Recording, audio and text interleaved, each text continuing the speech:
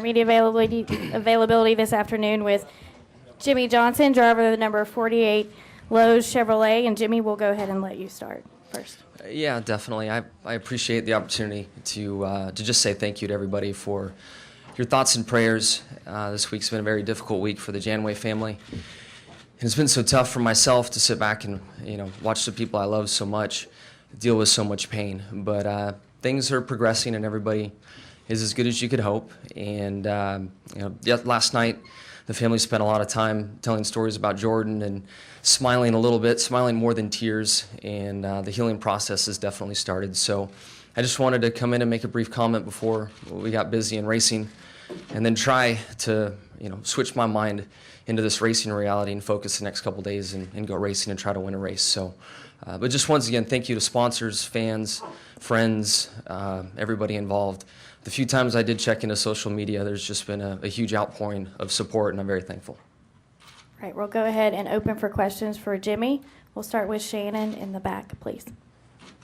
Shannon Spake, ESPN. Really sorry about your loss, Jimmie. Thank you. Moving forward, I know that it's very early in the season. We're just 6 races in. But with the new format and the wins being so valuable, what is the pressure like to get that first win and kind of put it behind you? I haven't felt any pressure with the new format yet. Maybe I'm naive or stupid or something else, but the season takes on so many different changes, and I feel like we've had a few looks here recently at a victory, and I feel like it's coming, and hope that it's coming soon so that I don't have to answer the question. But I've won at different points in the year, some years a little later than I would have liked, but I haven't felt like until California we had a legitimate opportunity to win. So to go back-to-back weeks with an honest look at a victory is very cool. And we're at another great racetrack for the 48 team. Dover's out there before long. Darlington we've had success at. So I feel like we've got some good opportunities ahead. And it might become much more of a topic, especially if the win column keeps growing like it has for without repeat winners. And if that's the case, it'll shoot my mindset completely apart, which I firmly believe that it's pretty rare to have 16 winners in a season, especially in 26 races. And I feel like points will still get somebody a berth into the first stage of the championship. All right, we're going to go to Carlos and then Jerry. Jimmie, Carlos Mendez, Fort Worth Star-Telegram. Everybody's counting the number of winners this year.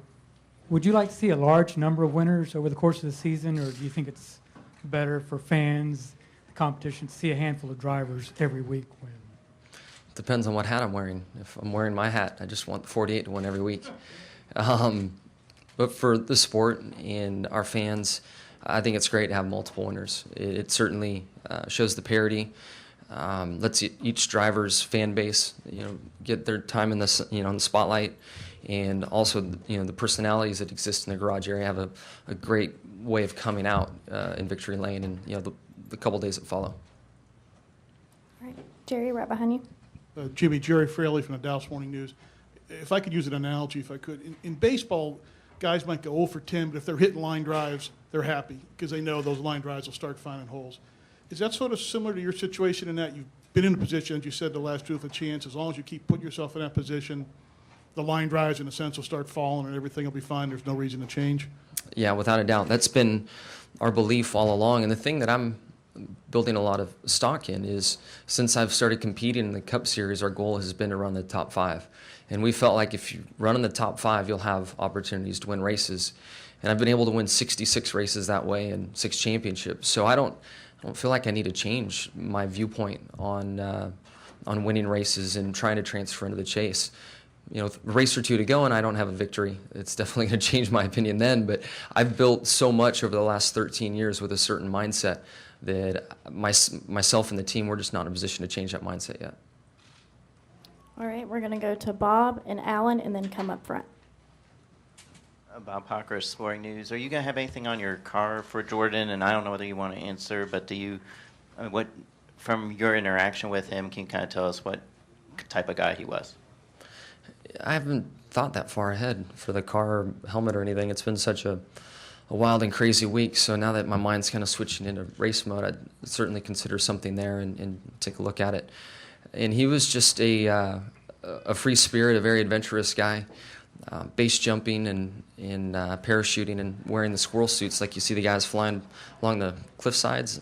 That's what he did, and he's in a lot of those videos shooting that footage. So tragic death for sure, but he was doing something he loved. He was very passionate about it, and never met a stranger. Very warm, caring, young man, and is definitely going to be missed.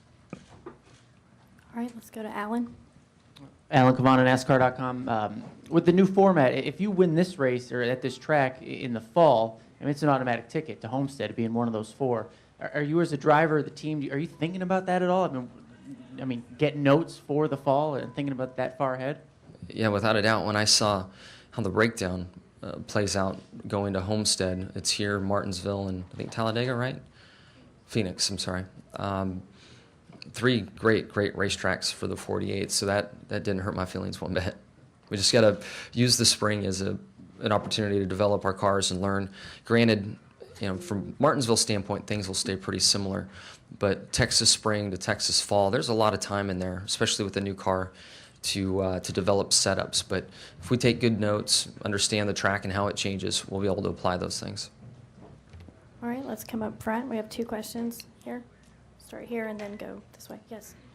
Kyle Ballard with Race Week. Could you tell how it felt last year before Phoenix's chase race, how it was to help that soldier surprise his family?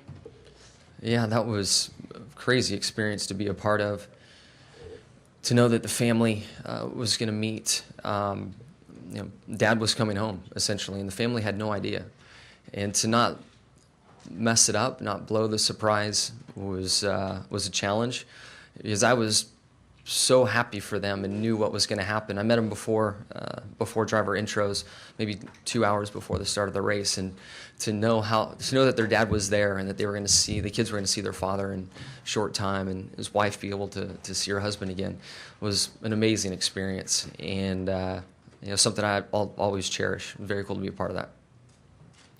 Okay, go ahead. Anton Warner, Cronford TV, San Francisco. You were up at the Sonoma Raceway recently doing some testing with Goodyear. Any thoughts on that, how that process went, and how you're preparing for that upcoming race? I wasn't there testing, but Hendrick was out there. So I know the 24 was there. I think the 14 went. And this week I haven't been able to be a part of our team meetings to understand how the test went with the tragedy that happened. But ironically, Chad was just chatting with me a little bit in the transporter before I walked over. And they had a very productive test out there.